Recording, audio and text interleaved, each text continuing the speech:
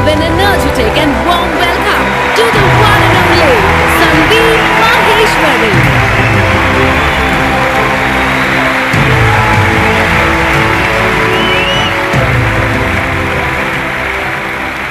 Good morning, everybody. एक छोटी सी request है, एक्सक्यूज मी, आप लोग जो आगे बैठे हुए हैं, स्टेज पे ना लाइट बहुत ज्यादा है, जिसकी वजह से मुझे पीछे तक दिख नहीं रहा है। तो आप एक बार चेक करके बताएंगे पूरा स्टेडियम खाली पड़ा है क्या?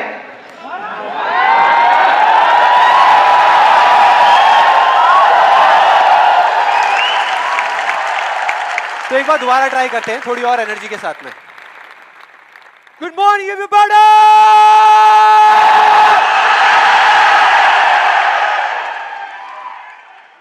अब कुछ मजा आया। अब लग रहा है कि इस सेशन का नाम अनस्टॉपेबल है।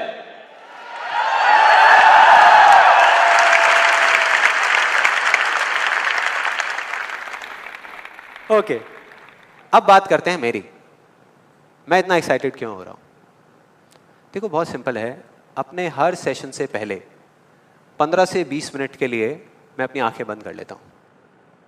और जब माइंड पूरे तरीके से ब्लैंक हो जाता है, जब माइंड में कोई थॉट्स नहीं होते, तो अपने आप से एक क्वेश्चन करता हूं कि अगर ये दिन मेरी ज़िंदगी का आखिरी दिन हो और मुझे किसी तरीके से पता चल जाए कि मैं कल सुबह नहीं उठने वाला, तो मैं आज क्या करूँगा? ये मेरा क्वेश्चन होता है। और उसके सिर्फ दो ऑप्शंस होते हैं मेरे पास में, दो जवाब होते हैं, और मैं दूसरे ऑप्शन को चुनता हूँ। पहला ऑप्शन कि कल जो होने वाला है उसको सोच सोच करके मैं रोता रहूँ और परेशान हो जाऊँ। दूसरा ऑप्शन कि जो मेरे पास कुछ घंटे बचे हुए हैं ना, उसमें कुछ ऐसा कर जाऊं, कुछ भी, कि जानने के बावजूद भी कि मैं कल सुबह नहीं उठने वाला, फिर भी आज रात को चैन से सो सकूं, बढ़िया नींद आए।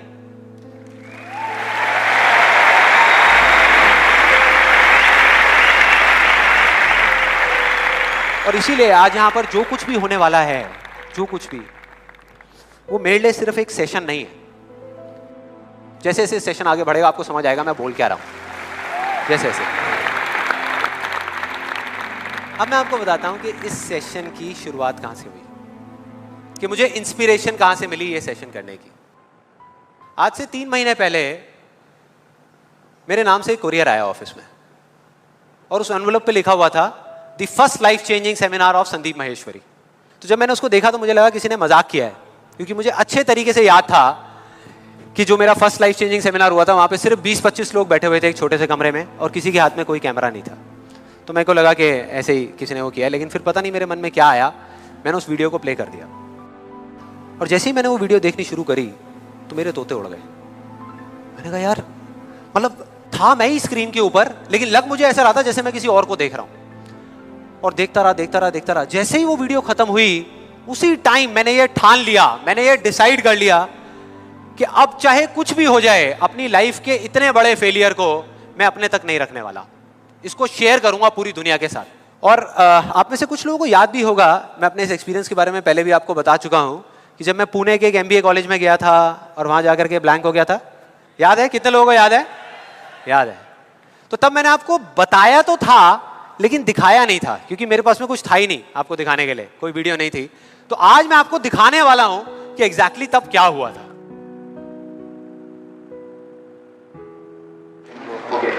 Good afternoon, everybody. Just call me Sandeep, don't call me sir. And just a few confessions before I start off this session. The first one is, please don't look at me like this with all these frowning faces, because that makes me nervous. And to be honest with you, this is the first time that I am speaking in front of so many people. And second thing is,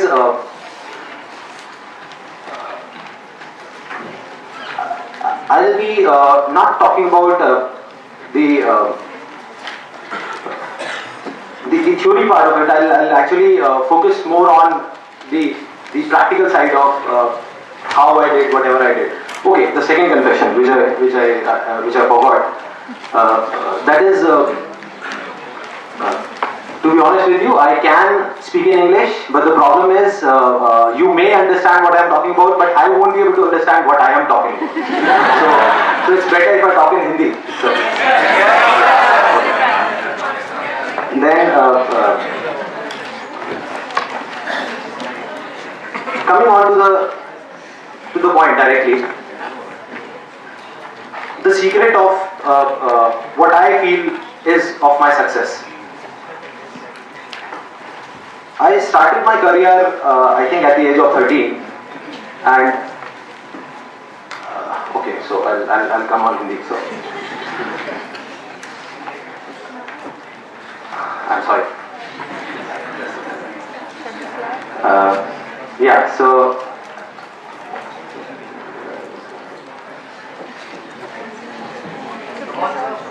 yeah, I'll do it.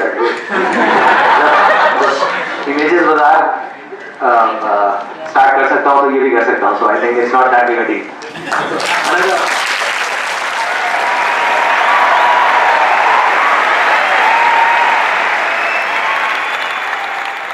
आपने देखा मेरी क्या हालत हुई थी?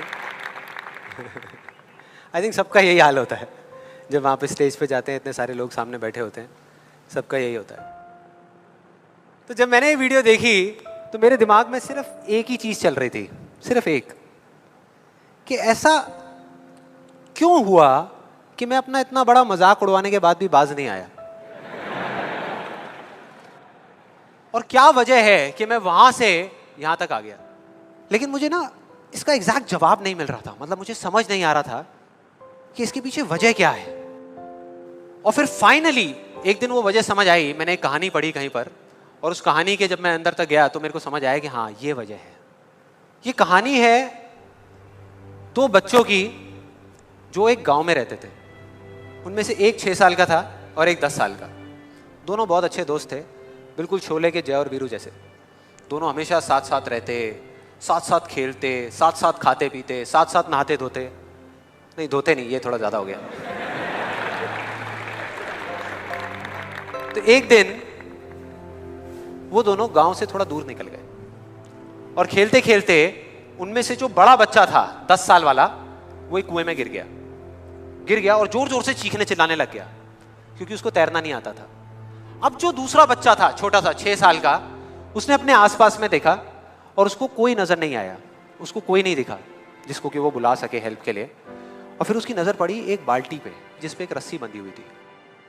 उसने एक second भी वेस्ट नहीं किया, उस बाल्टी को उठा करके कुएं में फेंक दिया और अपने दोस्त को बोला कि पकड़ ले इसको. उसके दोस्त ने पकड़ा और वो अपनी पूरी ताकत लगा करके पागलों की तरह उसको खींचने लगा. खींचता रहा, अपनी पूरी जान लगा दी उसने. छोटे से बच्चे ने, 6 साल के और 10 साल के बच्चे ने उस बाल्टी को पकड़ा हुआ था. खींचता रहा और तब तक नहीं रुका जब तक उसने अपने दोस्त को बचा नहीं लिया, जब तक वो बाहर नहीं आ गया. अब यहां तक तो ठीक था, यहां तक तो ये कहानी समझ आती है. लेकिन हुआ क्या कि जैसे ही ये दो बच्चे, जब दोनों एक हो गए, जब बाहर आए और आकर के गले मिल रहे, रो रहे और खुश हो रहे, एक तरफ से उनको डर भी लग रहा था. डर था कि अब गांव जाएंगे तो बहुत पिटाई होगी जब उनको बताएंगे कि ऐसे हम कुएं में गिर गए और ये सब चीजें हुई. लेकिन मजे की बात, ऐसा कुछ भी नहीं हुआ. वो जब गांव गए और जा करके उन्होंने अपने घर वालों को बताया, बाकी गांव वालों को बताया, तो किसी ने विश्वास नहीं किया, पूरे गांव वालों ने. और वो अपनी जगह बिल्कुल ठीक थे, क्योंकि उस बच्चे में इतनी ताकत भी नहीं थी कि वो एक बाल्टी पानी से भरी हुई वो उठा सके. तो इतने बड़े बच्चे को इतनी ऊपर खींचना तो बहुत दूर की बात है. लेकिन एक आदमी था उस गांव में, उसने विश्वास कर लिया. उनको सब रहीम चाचा कहते थे, उस गांव के सबसे समझदार बुजुर्गों में से एक.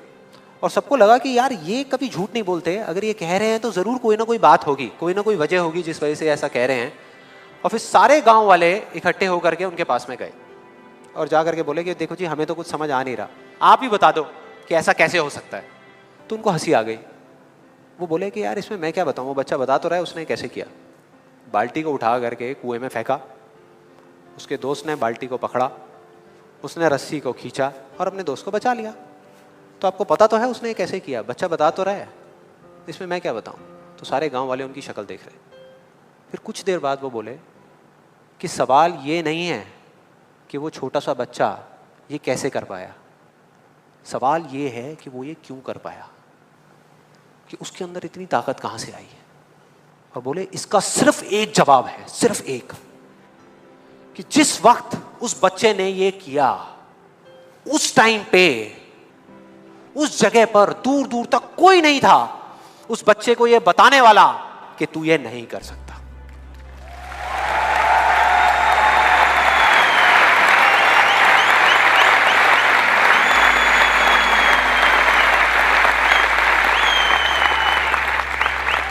बोले कोई नहीं था, कोई नहीं, यहां तक कि वो खुद भी नहीं, वो खुद भी नहीं।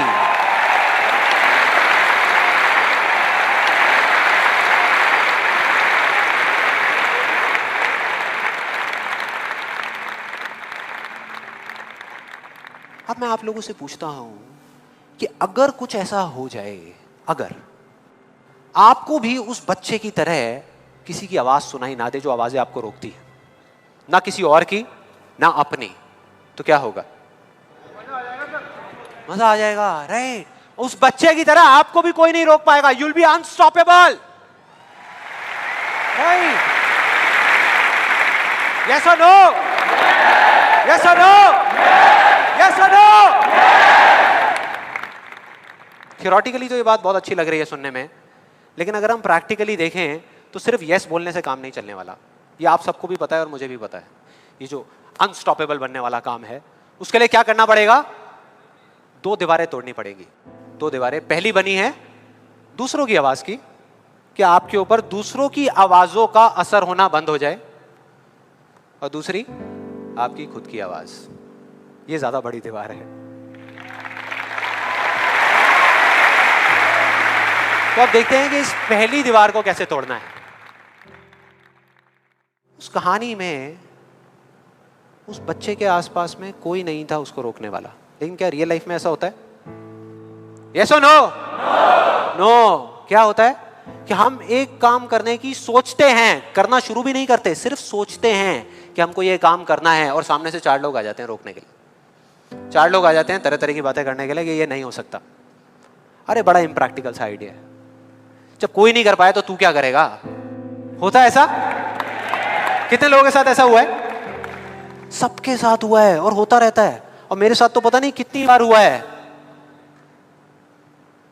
किसी के साथ कुछ ज्यादा ही हुआ है लगता है। लगता है उनको राह चलते भी, मेट्रो में भी कोई मिलता है, अबे तू नहीं कर पाएगा, चल।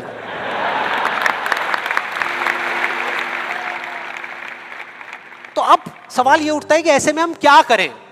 ऐसे में जो ऐसी बातें आपको बोल रहे हैं, ना तो आप उनका मुंह बंद कर सकते हो, ना अपने कान बंद कर सकते हो, क्योंकि वो लोग कोई राह चलते लोग नहीं होते, वो आपके अपने होते हैं। आपके अपने फ्रेंड्स हैं, रिलेटिव्स हैं, आपके घर में हैं, आपके ऑफिस में हैं। तो मैं आपको ये नहीं बोल सकता कि आप क्या करो ऐसी सिचुएशन में, लेकिन मैं ये बता सकता हूं कि मैं क्या करता था। जैसे ही कोई बोलता था मेरे को, या आज भी अगर बोलता है कि ये नहीं हो सकता या तू ये नहीं कर सकता, तो मैं ना चुप रहता हूं, ना उनसे लड़ता हूं। मैं सिर्फ एक वर्ड में उनसे एक सिंपल सा क्वेश्चन पूछता हूं, एक वर्ड में। क्यों नहीं कर सकता? क्यों नहीं हो सकता? और जैसे ही मैं ये करता हूं उसके बाद बहुत मजा आता है। आप कभी करके देखना, बहुत मजा आएगा। 90% लोग ऐसे मिलेंगे आपको जिनके पास में इस क्यों का जवाब ही नहीं होगा।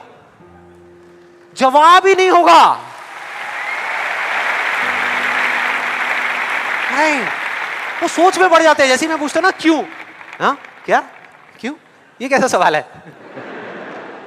तो ये है वो 90% लोग जिनके पास में कोई जवाब ही नहीं होता, या होता भी है तो वो इतना फनी होता है कि आप चाह करके भी अपने आप को हंसने से नहीं रोक पाओगे। जैसे एक बार मेरे साथ हुआ था, जब मैं करीबन आई थिंक 18 साल का था और मैंने नया फोटोग्राफी का कोर्स किया था।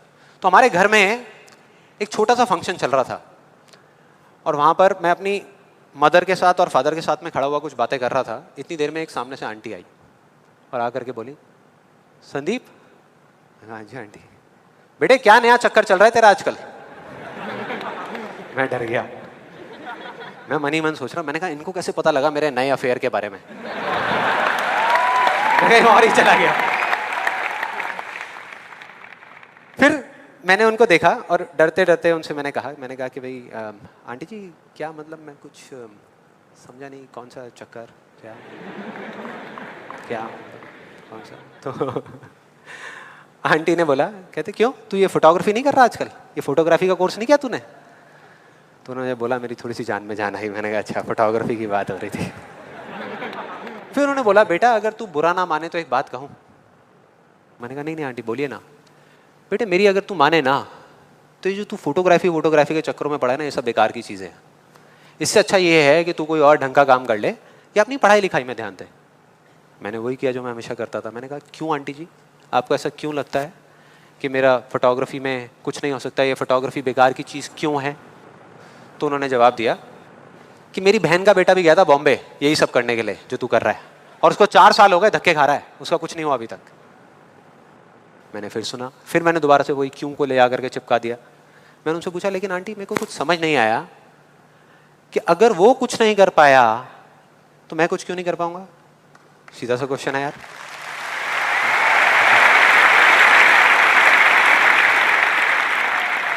वो थोड़ी सी इरिटेट हो गई, लेकिन उसके बाद जो उन्होंने बोला, उस दिन मेरा कम से कम 10 किलो खून बढ़ गया होगा हंसते हंसते। उन्होंने गुस्से से मेरे से पूछा, कहते तेरे कितने % आए थे 12th में?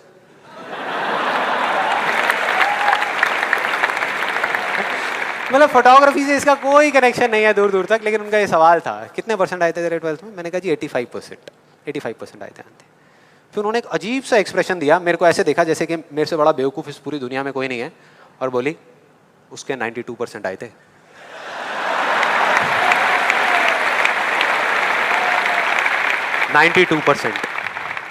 अब बोल। मैं कहा अब क्या बोलूं? अब बोलने को आपने छोड़ा क्या है? क्या कोई है जो ऐसी बातों को सीरियसली ले सकता है? नो। यस और नो? नो, ले ही नहीं सकते। अब बचे 10% लोग जिनके पास में जवाब होता है, एक जेन्युइन वजह होती है। मतलब वो आपको सिर्फ ये नहीं बोलते कि आप नहीं कर सकते, वो आपको बताते हैं कि वो ऐसा क्यों बोल रहे हैं। तो मुझे जब भी कोई ऐसा मिलता है तो मैं उनके पास में जाकर के शांति से बैठता हूं, उनकी सारी बात को समझता हूं, फिर अकेले में जाकर के उस प्रॉब्लम का सॉल्यूशन निकाल लेता हूं और अपने पूरे दिल से उस इंसान को थैंक्स करता हूं, क्योंकि इनडायरेक्टली ऐसे लोग हमको हेल्प करते हैं आगे बढ़ने में।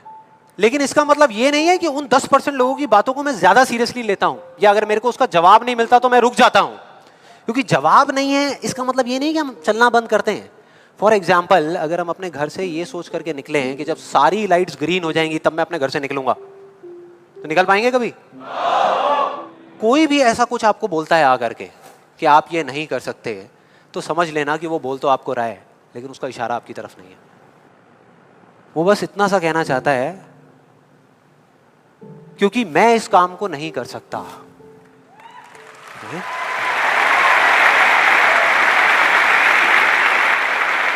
वो बस इतना सा कहना चाहता है क्योंकि मैं इस काम को नहीं कर सकता, या मुझे नहीं पता कि इस काम को कैसे करना है, इसलिए मुझे लगता है कि इस पूरी दुनिया में कोई भी नहीं कर सकता।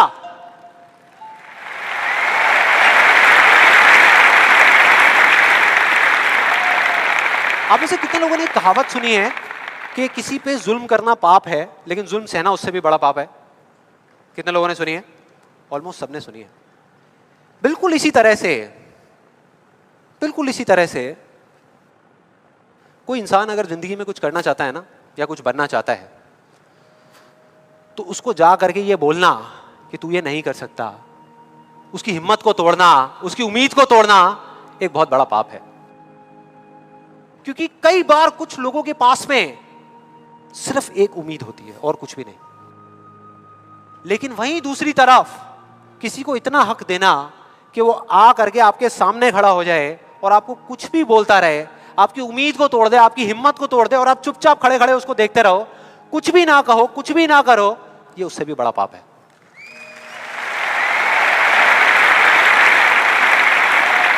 मतलब सिंपल है, ना हमें चुप रहना है, ना किसी से लड़ना है, सिर्फ सवाल करना है क्यों, और फिर देखो उनके कैसे पत्ते खुलते हैं, फिर मजा आएगा। और जिस दिन आप लोगों को भी मेरी तरह ये बात समझ आ जाएगी ना, उस दिन आपके ऊपर ऐसी बातों का असर होना बंद हो जाएगा। मतलब कि उस दिन ये जो पहली दीवार है जिसकी मैंने बात करी थी, वो अपने आप ही टूट जाएगी।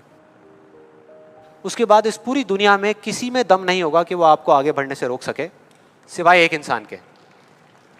सिवाय एक इंसान के। कोई बताएगा कौन है वो? आप खुद। एग्जैक्टली, आप खुद। और यही है वो दूसरी दीवार, यही है वो दूसरी दीवार जो पहली वाली से कई गुना बड़ी है। कई गुना बड़ी है। आज से बहुत साल पहले मैंने एक कहानी सुनी थी जिसका एक बहुत बड़ा इंपैक्ट हुआ था मेरी लाइफ पे। ये कहानी है एक ऑफिस की और उसके एम्प्लॉइज की। एक बार एक ऑफिस में जितने भी एम्प्लॉइज सुबह सुबह जब ऑफिस आते हैं अपने अपने कैबिन में, तो उनकी डेस्क के ऊपर एक लेटर पड़ा होता है, एक लेटर रखा हुआ होता है, और उस लेटर में लिखा था कि वो इंसान, इस कंपनी का वो एम्प्लॉय जिसकी वजह से आपकी प्रमोशन नहीं हो रही थी या जिसकी वजह से आप आगे नहीं बढ़ पा रहे थे, उसकी डेथ हो गई, वो मर गया है। और अब अगर आप आखिरी बार उस एम्प्लॉय की शक्ल देखना चाहते हैं तो ये एड्रेस है, यहां पर अगले 1 घंटे में पहुंच जाइए। जैसे ही उस एड्रेस पे गए तो वहां पर एक कॉफिन पड़ा हुआ था। कॉफिन होता है, उसको जब लोगों ने दूर से देखा तो एक तरफ तो सबको दुख हो रहा था, बुरा लग रहा था कि यार ये नहीं होना चाहिए था, और दूसरी तरफ से उनको थोड़ी बहुत खुशी भी हो रही थी कि चलो अच्छा है, मेरी रास्ते का जो सबसे बड़ा पत्थर था वो हट गया। लेकिन फिर एक एक करके जैसे ही वो लोग उस कॉफिन के पास गए और जा करके उन्होंने उस एम्प्लॉय की शक्ल देखी उस कॉफिन के अंदर, तो उन्हें खुद पे शर्म आने लगी,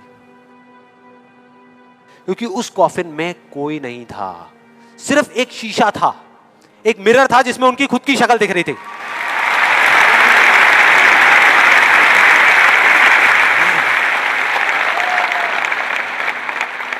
हम सब भी तो यही करते हैं अपनी लाइफ में कि सारा ब्लेम उठा करके किसी सिचुएशन पे डाल दिया, किसी और इंसान पे डाल दिया, सब जगह डाल दिया सिवाय एक इंसान के, खुद पे।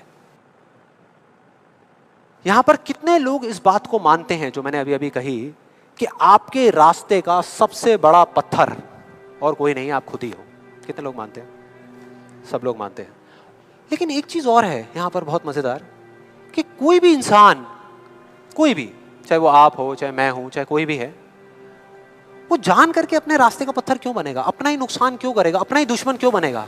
फॉर एग्जाम्पल, अगर अभी मैं यहाँ पर थोड़ी सी लकड़ियाँ इकट्ठी करके आग लगा दूँ और आप लोगों से रिक्वेस्ट करूँ कि यार प्लीज़ मेरी खातिर 5 मिनट के लिए आ करके इस आग में जल जाओ, 5 मिनट के लिए, कुछ नहीं होगा, मैं गारंटी दे रहा हूँ, आपको बिल्कुल भी दर्द नहीं होगा, बहुत मज़ा आएगा। कितने लोग तैयार हैं यहाँ पर आने के लिए? कितने लोग तैयार हैं? हाँ, जो 1-2 लोग हाथ ऊपर उठा रहे हैं ना, उनको लग रहा है कि मैं भुट्टा सेकने की बात कर रहा हूँ। भाई साहब, आपको सेकने की बात हो रही है उस आग में। कोई नहीं आएगा, कोई नहीं आएगा। क्यों? क्योंकि कोई भी इंसान हो वो जानबूझ करके अपना नुकसान कभी नहीं करेगा, कभी भी नहीं करेगा। तो ये सवाल मेरे को पिछले कई महीनों से तंग कर रहा था, अंदर ही अंदर खा रहा था कि क्या फर्क होता है उन लोगों में जो जाने अनजाने अपने खुद के सबसे अच्छे दोस्त होते हैं और उनमें जो जाने अनजाने खुद के ही सबसे बड़े दुश्मन होते हैं। और फाइनली पिछले महीने मेरे को जवाब मिल गया, सब कुछ समझ आ गया कि क्या फ़र्क है। मैं रोज़ की तरह अपने घर के पास वाले एक पार्क में वॉक कर रहा था और एकदम से ही बहुत तेज़ बारिश शुरू हो गई, बारिश होने लगी एकदम तेज़। तो मैंने इमीडिएटली अपने हाथ ऐसे रखे ताकि मेरे चश्मे पे पानी ना आए और जा करके सीधा एक शेड के नीचे चला गया। उसके कुछ सेकंड्स के अंदर अंदर उस शेड के नीचे और भी बहुत सारे लोग इकट्ठे हो गए। लोग तरह तरह की बातें कर रहे थे, मैं अपने आसपास में सुन रहा था। लेकिन मैंने एक चीज़ नोट करी कि ज़्यादातर लोग, उनका ध्यान बारिश की तरफ नहीं था, बारिश की वजह से होने वाली जो प्रॉब्लम्स थी उसकी तरफ था। जैसे मेरे यहाँ पे थोड़ा सा आगे जा करके 2 लड़के खड़े हुए थे, वो आपस में बात कर रहे थे कि भाई आज ट्रैफिक का बड़ा बुरा हाल होने वाला है, बारिश इतनी तेज़ हो रही है। तो वो इस तरीके की बातें कर रहे। एक वहाँ पे अंकल जी थे पीछे, वाइफ को बोल रहे थे कि भाई मैंने तेरे को पहले ही कहा था कि छाता रख ले, छाता रख ले, अब देख मैं ऑफिस के लिए लेट हो जाऊँगा। तो इस तरह की बातें हो रही थी, तरह तरह की। तभी मैंने एकदम से देखा कि सामने से, मतलब मैं यहाँ खड़ा हुआ था, मेरे यहाँ पे एक लड़का खड़ा हुआ था, मुझे अभी भी एग्जैक्ट याद है। वो लड़का इनफैक्ट वो काफ़ी बड़ा कैरेक्टर था, बहुत सीरियस, मतलब बहुत टेंशन में था वो। हुआ क्या था, उसकी जेब में एक नोट पड़ा हुआ था जो गीला हो गया था, 20 रुपए का। तो वो उसको हिला हिला करके सुखाई जा रहा है, उसको फूंक मार रहा है और ये सब चीज़ें। तो मैं पहले, मेरा ध्यान उसकी तरफ था, फिर मैंने जैसे ही उधर देखा तो उधर से एक आदमी आ रहा था शेड की तरफ। उसका भी एक हाथ ऐसे था, लेकिन दूसरे हाथ से उसने अपनी बच्ची का हाथ पकड़ा हुआ था, छोटी सी बच्ची, 4-5 साल की, बड़ी प्यारी बच्ची। फर्क ये था कि उस बच्ची का हाथ ऐसे नहीं था, उसका हाथ ऐसे था, ऐसे था। और वो बच्ची बड़ी प्यारी प्यारी हरकतें कर रही थी। मैंने देखा वहाँ से, ऐसे उसका हाथ था, बार बार उस पर पानी की बूंदें गिर रही, वो इकट्ठा कर रही और पी रही। इकट्ठा कर रही और पी रही, इकट्ठा कर रही और पी रही। तो जैसे ही वो शेड के पास आए, मैं थोड़ा सा साइड हो गया। तो इधर वो मेरे नोट सुखाने की मशीन थी, इधर मैं सोच रहा था अपने भी नोट निकाल के दे दूं भाई, ये भी सुखा दे।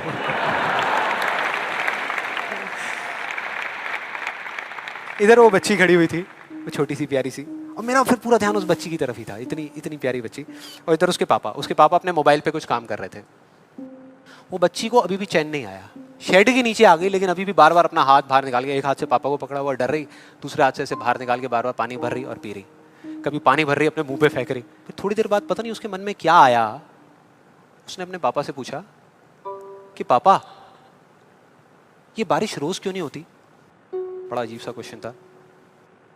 उसके पापा ने कहा, वो अपने मोबाइल पे लगे हुए थे, हाँ बेटा होगी होगी, रोज होगी, रोज होगी, रोज होगी। वो बच्ची फिर अपने खेल में लग गई। फिर थोड़ी देर बाद पता नहीं क्यों उसने दोबारा से पूछा अपने पापा से, बताओ ना पापा रोज क्यों नहीं होती? इस बार उसको कोई जवाब नहीं मिला, लेकिन मुझे मिल गया। मुझे सब कुछ समझ आ गया कि क्या वो वजह है, क्या फर्क होता है उन लोगों में जो खुद के सबसे अच्छे दोस्त होते हैं और खुद के सबसे अच्छे दुश्मन होते हैं। क्या फर्क है उन दोनों लोगों में? देखो बहुत सिंपल है। जब बारिश होती है आसमान से, हम सबके ऊपर होती है, क्या एक जैसे होती है या अलग अलग तरीके से होती है? एक जैसे होती है, कोई पार्शियलिटी नहीं करती। आप अमीर हो, गरीब हो, काले हो, गोरे हो, बच्चे हो, बड़े हो, कोई फर्क करती है क्या बारिश? नहीं करती, सब पे एक जैसी होती है। बिल्कुल उसी तरह से वो शक्ति, वो एनर्जी जिससे पूरी दुनिया चल रही है, जिससे अभी अगर आप अभी फील करने की कोशिश करो, आपकी सांसें चल रही है, मेरी सांसें चल रही है। जिस शक्ति में इतनी ताकत है कि अगर वो चाहे तो एक सेकंड भी नहीं लगेगा, इस पूरी दुनिया को खत्म कर सकती है, और एक सेकंड के 1 करोड़वें हिस्से में इस दुनिया को दोबारा से बना भी सकती है। उसको आप साइंटिफिकली चाहे एनर्जी का नाम दे दो, चाहे स्पिरिचुअली भगवान कहो, आत्मा कहो, परमात्मा कहो, कुछ भी कहते रहो, उससे कोई फर्क नहीं पड़ता। और बिल्कुल उस बारिश की तरह उस शक्ति की भी बारिश हम सब पर होती रहती है, उस एनर्जी की भी बारिश होती रहती है, और सब पर एक जैसे होती है। फिर चाहे आप अमिताभ बच्चन हो, बिल गेट्स हो, कोई भी हो, कोई फर्क नहीं पड़ता। आप इस स्टेज पे खड़े हो या वहां बैठे हो, कोई फर्क नहीं पड़ता। तो फर्क क्या है? देखो बहुत सिंपल है, वही फर्क जो उस बारिश में था, जो मैंने नोट किया उस बच्ची के बीच में और औरों के बीच में। कुछ लोगों का हाथ ऐसे होता है और कुछ का ऐसे होता है, यही फर्क।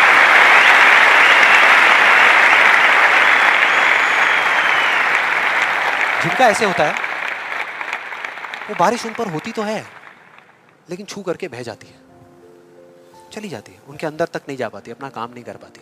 लेकिन जिनका ऐसे होता है वो उसको पी लेते हैं, उनके अंदर चली जाती है, और उसके बाद में जो काम करती है वो एनर्जी करती है, नाम इंसान का हो जाता है।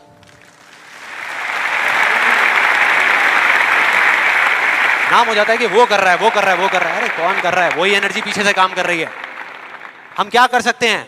अगर मैं आपको कहूं कि हमारी बॉडी के जितने भी फंक्शंस हैं उसमें से 99% फंक्शन से ज्यादा ऐसे हैं, डाइजेशन से लेकर के, ब्रीदिंग से लेकर के, ये सारी चीजें जो हम कंट्रोल नहीं करते, जो हमारे कंट्रोल में है ही नहीं। 1% चीजें हम कंट्रोल करते हैं और 100% क्रेडिट ले जाते हैं। और अब मजे की बात पता है क्या है? सबसे मजेदार बात कि यहां पर हम जितने भी लोग बैठे हुए हैं ना, हम सबको पता है कि अगर हमारे हाथ अभी ऐसे हैं तो ऐसे कैसे लाने हैं, क्योंकि बचपन में हम सबके बाय डिफॉल्ट हाथ ऐसे ही थे, सबके। फिर धीरे धीरे कुछ लोगों के यहां चले गए, कुछ के यहीं रह गए। जिनके यहां रह गए उनको हम सक्सेसफुल बोलते हैं, जिनके यहां चले गए उनको हम फेलियर्स बोलते हैं, अलग अलग फील्ड्स में। तो कोई बताएगा कि ऐसा क्या था जो बचपन में हम एक दिन में हजारों बार करते थे और अब हजारों दिनों में एक बार भी नहीं करते? याद करो वो बच्ची क्या कर रही थी उस पार्क में, बार बार क्या कर रही थी? एग्जैक्टली क्वेश्चन पूछ रही थी, मतलब के सवाल कर रही थी। Let's give a big hand for her.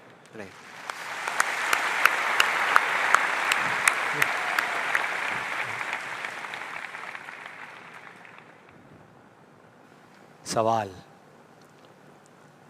ऐसा क्यों होता है? हम ऐसा क्यों करते हैं? बताओ ना पापा, हम ऐसा क्यों करते हैं? कोई जवाब नहीं मिला, हमने सवाल पूछने बंद कर दिया। आज हमारे पास में टाइम ही नहीं है, कि एक दिन में कुछ सेकंड्स के लिए रुक करके हम अपने आप से पूछें कि भाई जो मैं कर रहा हूं वो कर क्यों रहा हूं? पता ही नहीं है, ध्यान ही नहीं है उस तरफ। और जब तक उस तरफ ध्यान नहीं होगा कुछ नहीं होगा। और सिर्फ उस पर विश्वास मत करो जो मैं बोल रहा हूं, हिस्ट्री को उठा करके देख लो। कोई भी इंसान किसी भी फील्ड में अगर सक्सेसफुल हुआ है तो उसमें और बाकी लोगों में क्या फर्क था? क्या वो दूसरों से ज्यादा इंटेलिजेंट था? क्या उनके पास दूसरों से ज्यादा जवाब होते हैं? यस और नो? नो। उनके पास में दूसरों से ज्यादा अच्छे सवाल होते हैं। हर चीज में एक ही सवाल कि अगर ये दुनिया ऐसी है तो ऐसी क्यों है, और क्यों मैं इस दुनिया को बदल नहीं सकता? अगर पूरी दुनिया मुझे ये कहती है, मेरे घर वाले मुझे कहते हैं कि मेरी तो किस्मत ही खराब है, मेरी हाथ की लकीरों में ही कमी है, तो क्यों मैं अपनी हाथ की लकीरों को नहीं बदल सकता? हर चीज में एक ही सवाल।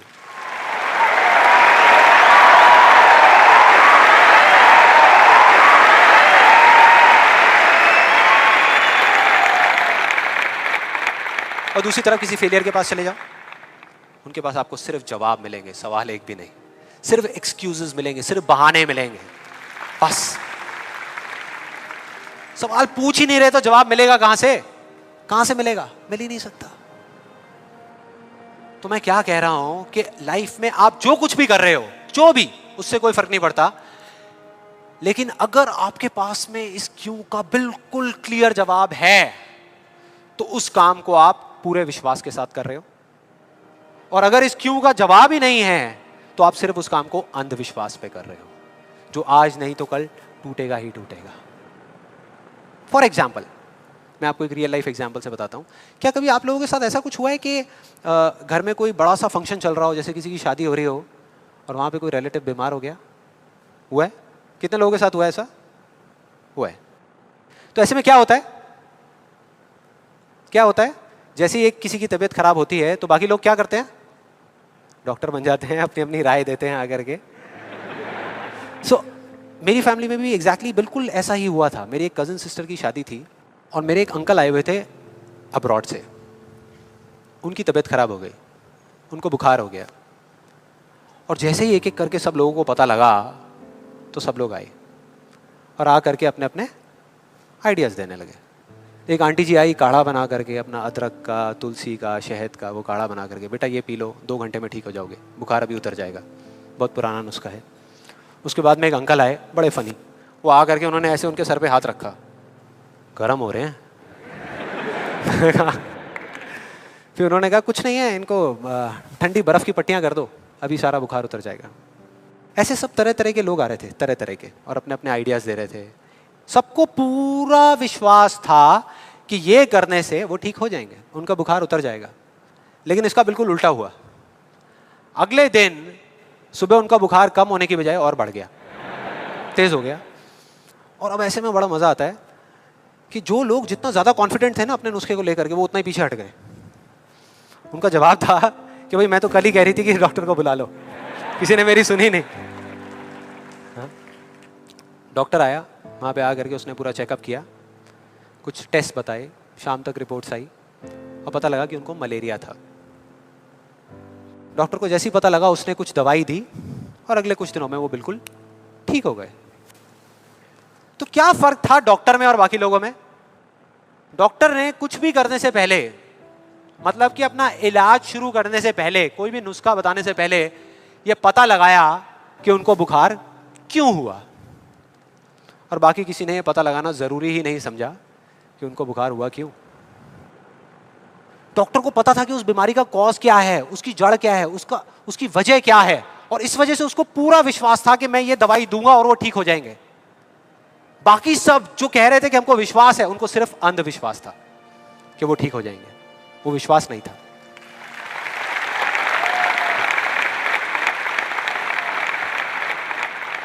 इन दोनों के बीच में ना इतना एक बिल्कुल पतली सी लाइन का फर्क होता है, विश्वास में और अंधविश्वास में, जिस वजह से बहुत बार हम अपने अंधविश्वास को विश्वास का नाम दे देते हैं।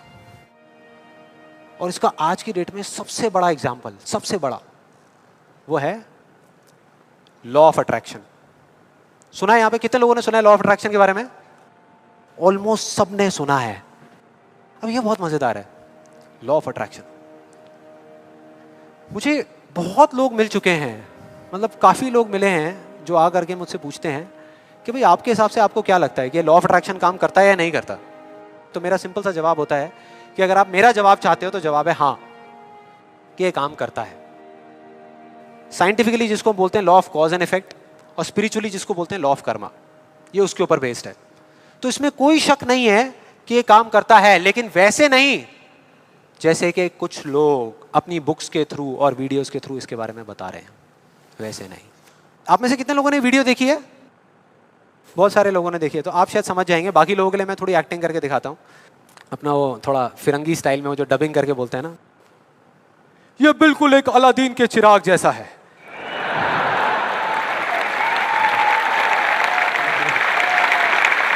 बिल्कुल ऐसा लगता है किसी चमत्कारी बाबा की बात हो रही है, जो आशीर्वाद रखेंगे और काम हो जाएगा 1 सेकंड में। बिल्कुल ऐसा लग रहा है सुनने में। ये बिल्कुल एक अलादीन के चिराग जैसा है, आपको सिर्फ हुक्म देना है कि आप क्या चाहते हैं। आपको बंगला चाहिए, आपको गाड़ी चाहिए, आपको पैसा चाहिए, आपको सिर्फ बताना है कि आपको क्या चाहिए, फिर देखिए क्या होगा। ये प्रकृति आपके सुर से सुर मिलाएगी, ताल से ताल मिलाएगी।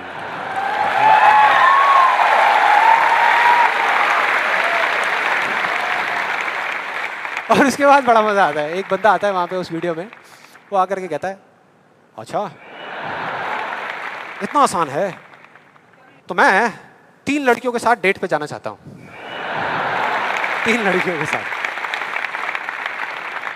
और उसको बोलते हैं, उसको जवाब मिलता है उस लॉ ऑफ अट्रैक्शन वाले लोगों से, आपको कुछ भी नहीं करना, आपको सिर्फ एक पेंटिंग बनानी है। अपनी एक पेंटिंग बनाइए जिसमें आप बैठे हैं और साथ में 3 लड़कियां बैठी है, और फिर देखिए क्या होता है। वो बंदा पेंटिंग बनाता है। उसके कुछ दिन बाद किसी चमत्कार की वजह से वो लड़का एक पार्क में बैठा होता है, उसके आसपास में 3 लड़कियां बैठी होती हैं, और उसमें से एक लड़की उसको अंगूर खिला रही होती है। भाई क्या है ये? क्या है ये? अगर मजाक नहीं है तो आप में से कितने लोगों ने ये ट्राई किया? मैं लॉ ऑफ अट्रैक्शन की बात कर रहा हूं, 3 लड़कियों के साथ डेट पे जाने की बात नहीं कर रहा। ऐसे पता नहीं कितने एग्जाम्पल्स हैं उस बुक में, उस वीडियोस में। एक सबसे फनी एग्जाम्पल जो बहुत लोग ट्राई कर रहे हैं, आई एम श्योर यहाँ पे भी बहुत लोगों ने ट्राई किया होगा, कार पार्किंग का। उसमें एक आदमी बोलता है, मैं जब अपने घर से निकलता हूँ तो मैं सोचता हूँ कि वो गाड़ी की जो पार्किंग है वो मेरे लिए खाली पड़ी होगी, और मैं जैसे ही जाता हूँ वो पार्किंग मेरे लिए खाली पड़ी होती है, और मैं जा करके अपनी गाड़ी लगा देता हूँ। क्या कमाल है यार। देखो कई बार मुझे 1-2 मिनट वेट भी करना पड़ता है, लेकिन फिर वो जगह अपने आप मेरे लिए खाली हो जाती है।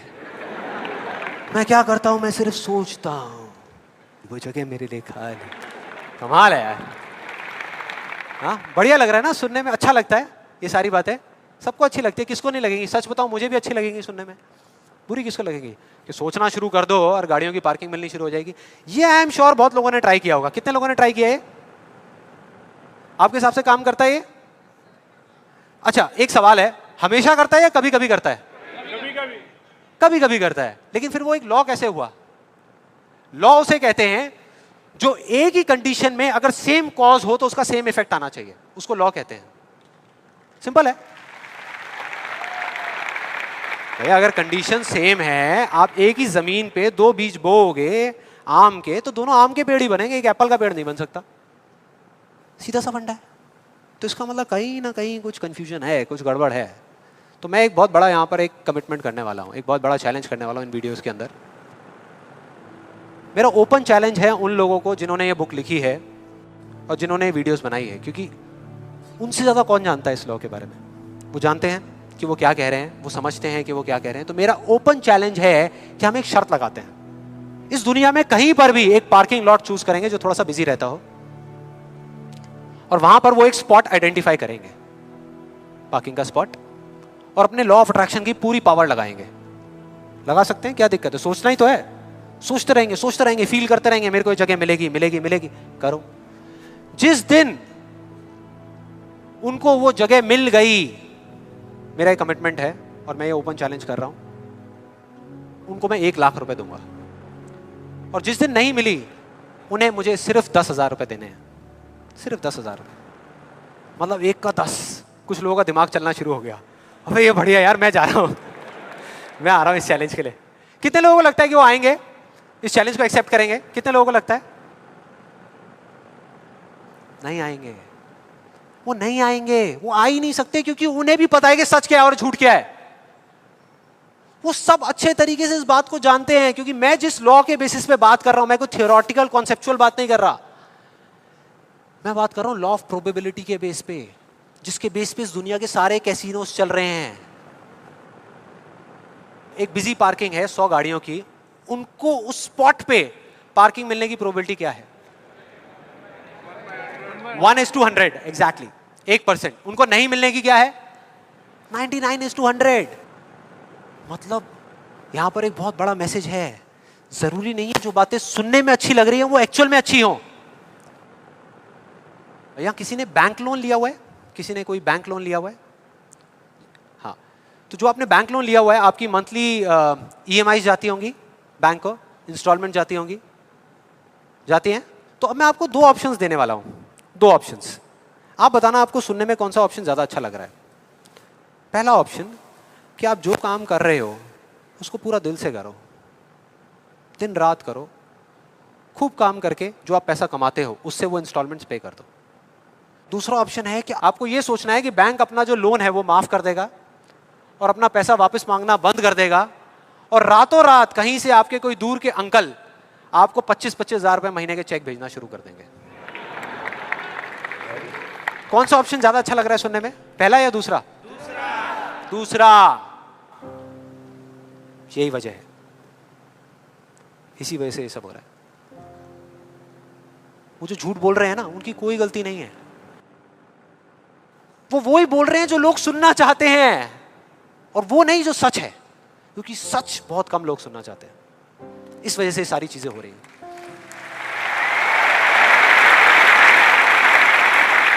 और मैं इस सेशन का आपको एक फाइनल एग्जांपल देने वाला हूं, जिसके बाद में अभी आपके मन में जितने भी डाउट चल रहे होंगे ना, वो सारे धीरे धीरे क्लियर हो जाएंगे।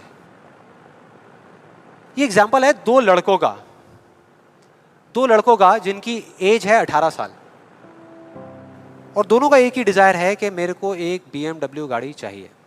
दोनों का यही है, और अगले 10 साल के अंदर अंदर चाहिए, बस तरीका थोड़ा सा अलग अलग है। जो पहला लड़का है उसने क्या किया, अपना एक गोल सेट किया। उसने एक अपनी डायरी में लिख दिया, पोस्टर्स ला करके उस गाड़ी के अपने घर में लगा दिए जगह जगह पर। 24 घंटे उस गाड़ी के बारे में सोचने लग गया कि ये गाड़ी मुझे चाहिए चाहिए चाहिए। रोज रात को बैठ करके फील करता कि मेरे को गाड़ी मिल गई है, आवाजें निकालता, जू जू जू ये वो, और करते करते ब्रेक मार रहा है, ये कर रहा है, वो कर रहा है। एक्चुअल में नहीं मिली है, इमेजिन कर रहा है, फील करने की कोशिश कर रहा है, उस गाड़ी को एक्सपीरियंस करने की कोशिश कर रहा है, क्योंकि ऐसा बहुत बुक्स में लिखा हुआ है। लॉ ऑफ अट्रैक्शन में भी यही बताया गया है। यस और नो? अब इसको करने से क्या हो रहा था? पहले उसकी सिर्फ एक विश थी, एक चाह थी कि हाँ मेरे को ये गाड़ी मिल जाए, नहीं भी मिले तो कोई फर्क नहीं पड़ता, लेकिन अब उसका वो बर्निंग डिजायर बन गया। अब उसको गाड़ी हर हालत में चाहिए ही चाहिए अगले 10 साल में। अब आप में से कुछ लोग सोच रहे हो, आप में से कितने लोगों ने मेरा इल्यूजन टू रियलिटी वाला सेशन देखा है? आप सोच रहे हो यार आपने इल्यूजन टू रियलिटी में भी तो यही बात करी है, और आप खुद ही उसके अगेंस्ट बोल रहे हो। लग रहा है कुछ लोगों को, लग रहा है ऐसा लग रहा है। देखो मैंने क्या कहा था आपको अभी थोड़ी देर पहले, कि विश्वास और अंधविश्वास में सिर्फ एक पतली सी लाइन का फर्क होता है, इधर कुछ और इधर कुछ और। अगर आप ध्यान से मेरी जितनी भी वीडियोस देखोगे, आज तक मैंने जो कुछ भी कहा उसको देखोगे, तो मैंने किस चीज के बारे में बात करी है? किसी चीज को हासिल करने के बारे में, गाड़ियों के बारे में, पैसे के बारे में, बंगले के बारे में, या किसी काम पे फोकस करने के बारे में? काम पे फोकस करने के बारे में, चीज के बारे में नहीं। मतलब इस टेक्निक में कोई कमी नहीं है। इस टेक्निक को यूज जो लोग कर रहे हैं 90% वो गलत तरीके से कर रहे हैं, जिस वजह से प्रॉब्लम्स क्रिएट हो रही है। अब दूसरे लड़के की बात करते हैं, उसमें और इसमें क्या फर्क था। दूसरा जो लड़का था उसका भी डिजायर था कि मुझे ये गाड़ी चाहिए, बस एक छोटा सा फर्क था। उसने एक सवाल पूछ लिया अपने आप से, उसने एक सवाल पूछ लिया अपने आप से कि मुझे ये गाड़ी क्यों चाहिए, क्यों चाहिए। अब ये काम ना बड़ा बोरिंग लगता है सुनने में कि यार क्यों चाहिए, ये सोचने की क्या जरूरत है, सीधा गाड़ी लो ना, शॉर्टकट फटाफट। लेकिन नहीं, उसने ऐसा नहीं किया, उसने गलती नहीं करी, उसने पूछ लिया। और जब हम सवाल पूछते हैं तो क्या होता है, जवाब मिलता है, जवाब मिलता है, और उसको मिल गया। जवाब ये था कि मैं ये गाड़ी इसलिए चाहता हूँ क्योंकि मैं अपने फ्रेंड्स को, अपने रिलेटिव्स को, इस पूरी दुनिया को ये प्रूव करना चाहता हूँ कि मैं भी सक्सेसफुल हो सकता हूँ।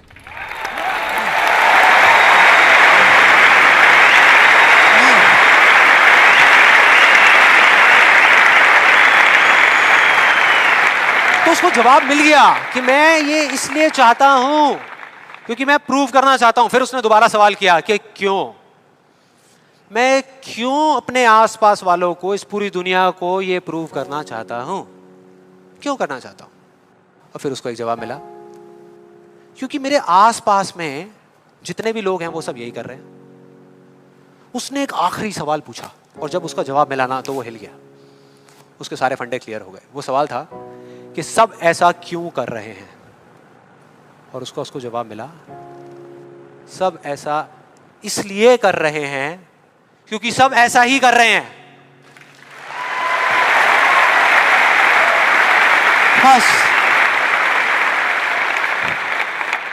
उसको समझ आ गया कि एक रेस लगी हुई है जहां पर सब भाग रहे हैं, कोई तेज भाग रहा है, कोई धीरे भाग रहा है, लेकिन किसी को पता ही नहीं है कि वो भाग क्यों रहे हैं। और जैसे ही उसको ये समझ आया, उसको ये जवाब मिला, तो उसको ये तो नहीं पता था कि मैं अब क्या करने वाला हूं, लेकिन उसको ये समझ आ गया कि मुझे क्या नहीं करना। उसने डिसाइड कर लिया उसी टाइम, उसी मोमेंट में ये डिसाइड कर लिया कि मुझे नहीं बनना इस रैट रेस का हिस्सा, मुझे नहीं प्रूव करना किसी को कुछ भी, मुझे नहीं चाहिए कोई गाड़ी वाड़ी। अब मैं वो करूंगा जो मेरा दिल कहता है, जो मेरे अंदर की आवाज है। बाढ़ में गई दुनिया। और जैसे ही उसको ये अंदर से उसकी आवाज आई कि मुझे ये चीज करनी है, तो वो जवाब उसके अंदर से ही निकल करके आ गया। और उसको जवाब मिला कि 3 साल पहले वो सबसे ज्यादा क्लोज इस पूरी दुनिया में अपने फादर के था, अपने पापा के, और दोनों का रिलेशन एक बाप बेटे का कम और एक दोस्त का ज्यादा था। उसके पापा की एक छोटी सी हैंडीक्राफ्ट की दुकान थी दिल्ली में, और वो क्या करते थे, छोटे छोटे गांव में जाते और जा करके वहाँ के कारीगरों से कुछ सामान लेकर के आते और अपनी दुकान में बेचते। ये उनका काम था। एक बार वो एक गांव में जा रहे थे तो उनका बेटा भी उनके साथ चला गया। ये लड़का उनके साथ चला गया क्योंकि उसकी छुट्टियां चल रही थी। और दोनों उस गांव में एक ढाबे पे बैठ करके, शाम का टाइम था, खाना खा रहे थे। खाते खाते एकदम से उसके फादर के यहाँ पे दर्द उठा, लेफ्ट साइड में दर्द होना शुरू हो गया। और उस लड़के ने एक सेकंड भी नहीं लगाया, फटाफट से अपने फादर को लेकर के एक पास के हॉस्पिटल में चला गया। वहां जाकर के जो डॉक्टर्स थे उस गांव के हॉस्पिटल के, उन्होंने कहा कि आप इनको जल्दी से जल्दी किसी बड़े हॉस्पिटल में ले जाओ, टाइम नहीं है। लेकिन वो बड़ा हॉस्पिटल उस गांव से 3 घंटे की दूरी पे था। और जब वो वहां पहुंचा और उसके फादर को इमरजेंसी वार्ड में लेकर के गए, तब तक सब ठीक था। लेकिन उसके 10 मिनट बाद डॉक्टर्स आए और आकर के उन्होंने बोला, वी आर सॉरी, अगर आप 15 मिनट पहले आ जाते तो हम कुछ कर सकते थे। 15 मिनट पहले। अब जैसे ही इस लड़के के साथ ये हुआ था तो बिल्कुल सुन्न हो गया था, मुंह से एक वर्ड बाहर नहीं आ रहा था। उसको समझ ही नहीं आ रहा था कि मैं क्या बोलूं, क्या सोचूं। उसने ऐसा कुछ सोचा ही नहीं था, एकदम से हो गया, एकदम से हो गया। और उसके काफी देर बाद जाकर के, उसके 5-10 मिनट बाद जाकर के उसके अंदर से एक चीख निकली थी, एक अजीब सी बात निकली थी जो उसको उस टाइम पे नहीं समझ आई थी कि ये बड़े डॉक्टर्स बड़े शहरों के बड़े हॉस्पिटल्स में ही क्यों होते हैं, छोटे छोटे गांव में क्यों नहीं होते।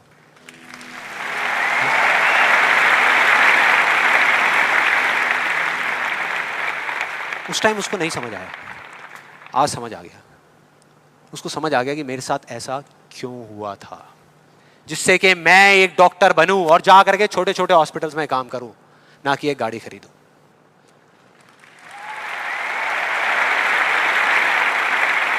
और इस एक सवाल ने, एक वर्ड के सवाल ने, क्यों ने, उसकी पूरी पूरी लाइफ का डायरेक्शन ही चेंज कर दिया।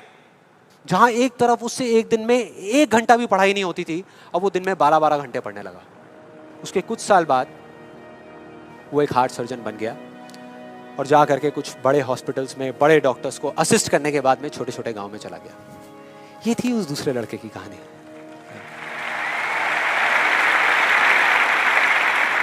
दस साल हो गए हैं, तब दोनों 18 साल के थे, आज दोनों 28 साल के हो चुके हैं। लेकिन क्या दोनों की लाइफ में थोड़ा बहुत फर्क होगा? एक बार देखते हैं एग्जैक्टली कि क्या फर्क होगा। जो पहला लड़का था उसने इस लॉ को पूरे विश्वास के साथ प्रैक्टिस किया, लॉ ऑफ अट्रैक्शन को पूरे विश्वास के साथ कि ये काम करता है, करेगा करेगा, इतने लोग बोल रहे हैं गलत थोड़ी होंगे, पूरी दुनिया बोल रही है कि ये काम करता है। उसने किया, लेकिन फ्यूचर किसी के हाथ में नहीं है ना, उसको नहीं मिला, उसको वो गाड़ी नहीं मिली। क्या होगा उसके साथ में? क्या होगा? खुश रहेगा?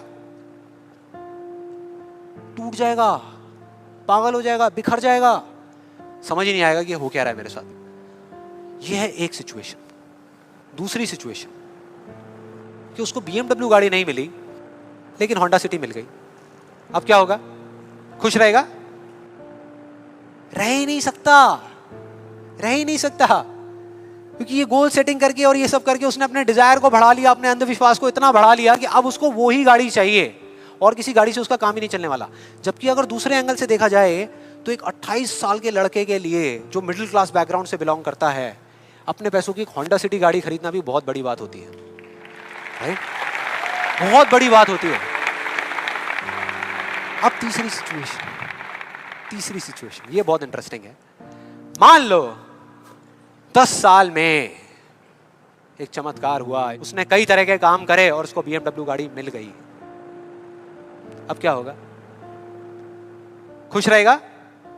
सेटिस्फाइड हो जाएगा अपनी लाइफ से, बैठ जाएगा आराम से, हाँ, मिल गई, यही तो चाहिए था, मिल गया, हो गया काम, लाइफ बढ़िया हो जाएगी उसकी। उसका लालच और बढ़ जाएगा, उसका अंधविश्वास और बढ़ जाएगा। वो कहेगा कि अगर इस लॉ ऑफ अट्रैक्शन को प्रैक्टिस करके मुझे 10 साल में ये गाड़ी मिल सकती है तो अगले 5 साल में एक इतना बड़ा घर क्यों नहीं मिल सकता? यस और नो? मतलब कि उसको सब कुछ मिल चुका होगा लेकिन वो उसको छोड़ करके फ्यूचर के अंदर किसी और चीज को पकड़ लेगा। सब कुछ होने के बाद भी वो फ्यूचर में जिएगा और उसकी हालत बिल्कुल एक ऐसे खरगोश के जैसी हो जाएगी जिसके सर के सामने किसी ने डंडा लगा करके गाजर को टांग दिया। इमेजिन करो कैसा होगा वो खरगोश, जो उस गाजर को देख तो सकता है, बिल्कुल उसकी आंखों के सामने है, उसको खाने के लिए भाग भी सकता है लेकिन कभी खा नहीं सकता, मरते दम तक सिर्फ भाग सकता है, खा नहीं सकता। क्योंकि उसकी जो खुशी है वो उस काम में नहीं है जो वो काम कर रहा है, किसी चीज में है, बाहर है, उसके अंदर नहीं है। अब देखते हैं दूसरे लड़के को। ये बहुत इंटरेस्टिंग है कि इस दूसरे लड़के का क्या होगा। 10 साल हो गए, वो छोटे छोटे गांव में जा करके अपना काम कर रहा है और पहली सिचुएशन, उसको गाड़ी नहीं मिली। BMW गाड़ी उसको चाहिए थी 10 साल पहले लेकिन आज नहीं मिली, तो क्या होगा? क्या होगा? खुश रहेगा। उसकी खुशी किसी गाड़ी में नहीं है, किसी चीज में नहीं है, उसके काम में है। कल जो मिलने वाला है उसमें नहीं है, आज जो वो कर रहा है उसमें है।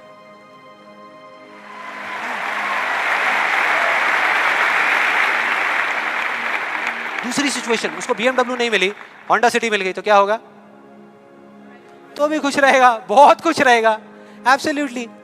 उसने मांगी नहीं थी, फिर उसको मिल गई, बहुत खुश रहेगा। उसको BMW मिल गई तो क्या होगा? खुश रहेगा। लेकिन इस वजह से नहीं कि उसको ये गाड़ी मिल गई, इस वजह से क्योंकि वो जो काम कर रहा है उसमें उसको खुशी मिल रही है। और एक सबसे बड़ा फर्क पता है क्या है यहाँ पर इन दोनों के अंदर? सबसे बड़ा फर्क अगर आप ध्यान से देखोगे, ये जो दूसरा लड़का है, अगर इसको गाड़ी मिल गई, जो डॉक्टर है, और छिन गई 1 साल बाद, तो क्या होगा? तब भी खुश रहेगा। लेकिन जो पहला है उसका क्या होगा? अरे वो सिर्फ डर में जिएगा, वो सिर्फ डर में जिएगा। जो है उसको खोने का डर, जो मैं चाहता हूं उसके ना मिलने का डर, 24 घंटे सिर्फ डर।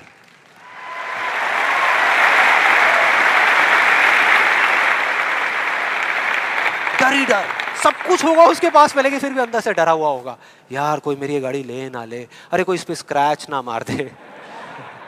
स्क्रैच के पीछे मैं सुन रहा हूं आजकल मर्डर्स हो रहे हैं कि तूने मेरी गाड़ी पे स्क्रैच कैसे मार दिया, ले धाड़, खत्म। क्या हो रहा है भाई? क्या हो रहा है? किस वजह से हो रहा है? उसकी जड़ क्या है? यही है जिसकी मैं बात कर रहा हूं अभी, यही है। अभी तक मैंने जो कुछ भी कहा है उसको एक लाइन में अगर इन दो के बीच का फर्क आपको बताऊं तो वो ये है, पहला आदमी बोल रहा है कि इस चीज को पाने के लिए मैं कोई भी काम करने को तैयार हूं। और दूसरा बोल रहा है, इस काम को करने के लिए, ये जो मैं अभी कर रहा हूं, मैं अपनी कोई भी चीज गंवाने को तैयार हूं।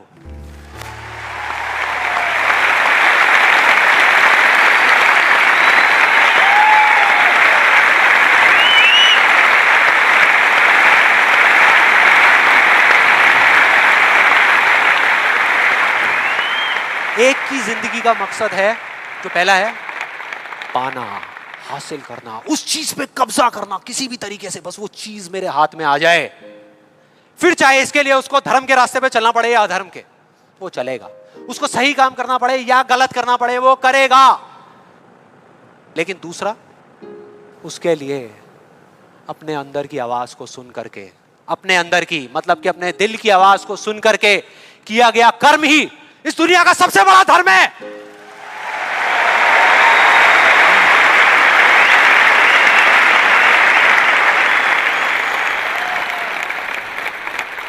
बस यही एक मकसद है उसकी जिंदगी का, अंदर की आवाज को सुनते जाओ, चलते जाओ, सुनते जाओ, चलते जाओ, जो होगा देखा जाएगा।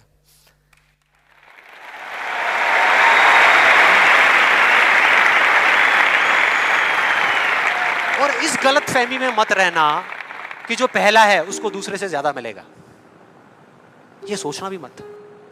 जो पहला है ना, उसको चाहे कितना भी मिल जाए, कितनी भी चीजें मिल जाए, कितना भी कुछ हो उसके पास में, लेकिन उसमें और एक भिखारी में कोई फर्क नहीं है, कोई फर्क नहीं है। दोनों का सिर्फ एक काम है, मांगना, मांगना। तो अगर उसको मिला भी, पहले वाले को अगर मिला भी, तो बस इतना ही मिलेगा जितना वो मांग सकता है या जहां तक वो सोच सकता है, उससे ज्यादा नहीं मिल सकता।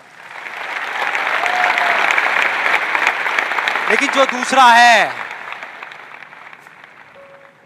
उसको जिस दिन मिलना शुरू होगा ना, बिना कुछ मांगे, बिना मांगे, वो इतना होगा, इतना होगा जितना वो खुद तो क्या, इस पूरी दुनिया में कोई सपने में भी नहीं सोच सकता, सपने में भी नहीं सोच सकता।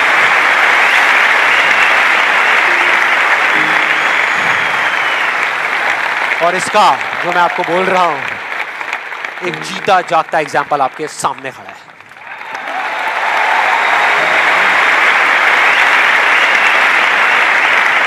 और जिस दिन आपने भी मेरी तरह इस रास्ते पे चलना शुरू कर दिया, तो वो दिन दूर नहीं है जब आपके पास सब कुछ होगा, आपके आस पास में जो आपको चाहिए उससे बहुत ज्यादा होगा, सब कुछ होगा, लेकिन फिर भी अपना कुछ भी खोने का डर नहीं होगा।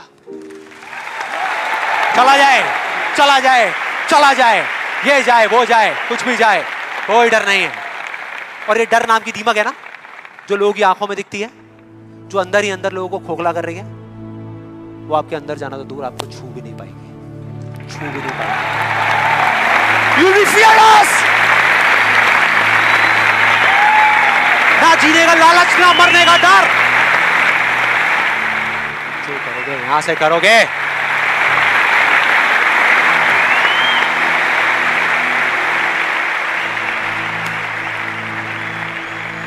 और फिर चाहे आपके रास्ते में एक मुश्किल आए या 1000 आए, कोई फर्क नहीं पड़ता। चाहे एक आदमी आकर के आपको रोकने की कोशिश करे या 1 लाख लोग आकर के आपके सामने खड़े हो जाएं, अरे आपको रोकना तो दूर, किसी में इतना दम भी नहीं होगा कि वो आपको हिला भी सके।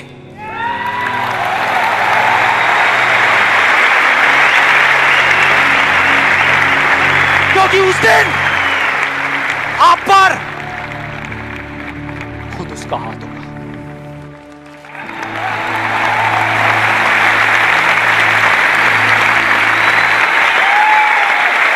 और फिर अगर आप चाहोगे भी ना, चाहोगे भी, तो भी अपने आप को आगे बढ़ने से नहीं रोक पाओगे। You'll be unstoppable!